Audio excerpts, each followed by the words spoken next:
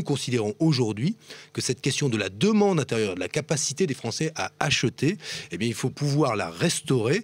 Et de facto, si on imputait 30 milliards aux ménages... la consommation serait en danger ? Ah, la consommation serait en danger. Elle est déjà... Bon. Ça veut dire quoi, Benoît? Discuter avec n'importe quel industriel. Ça veut dire que vous abandonnez toute idée...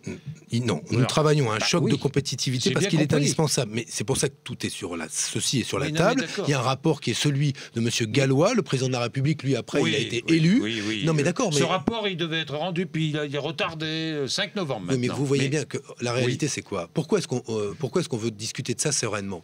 On va discuter d'hypothèses qui, dans la tête des Français, vont leur faire croire ou penser que dans quelques semaines, après le projet de loi de finances, on va leur annoncer une autre nouvelle qui est qu'il y aura une augmentation de la CSG ou de la TVA qui va considérablement réduire leur marge de manœuvre. Il n'y aura pas d'augmentation de la CSG et de la TVA. Vous l'affirmez. Ce que moi je vous dis aujourd'hui, c'est que nous n'allons pas réaugmenter la TVA au moment où nous avons supprimé l'augmentation de la TVA, que nous allons poser les questions de l'amélioration de la compétitivité de notre économie pour qu'on crée de l'emploi sur la table. Mais ça veut dire que la compétitivité, Benoît Hamon, ne passe pas par la baisse du coût du travail. Moi je vous dis...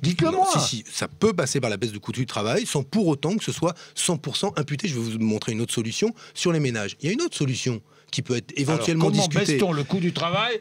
L'assiette des cotisations patronales, elle repose sur quoi aujourd'hui? Sur les salaires. Vous êtes une grande entreprise de main-d'œuvre. Vous avez beaucoup de salariés, vous paierez beaucoup de cotisations patronales. Vous êtes une entreprise plus modeste, moins de salariés, mais qui dégage beaucoup de richesses parce que c'est une entreprise de service, de la pub par exemple, etc.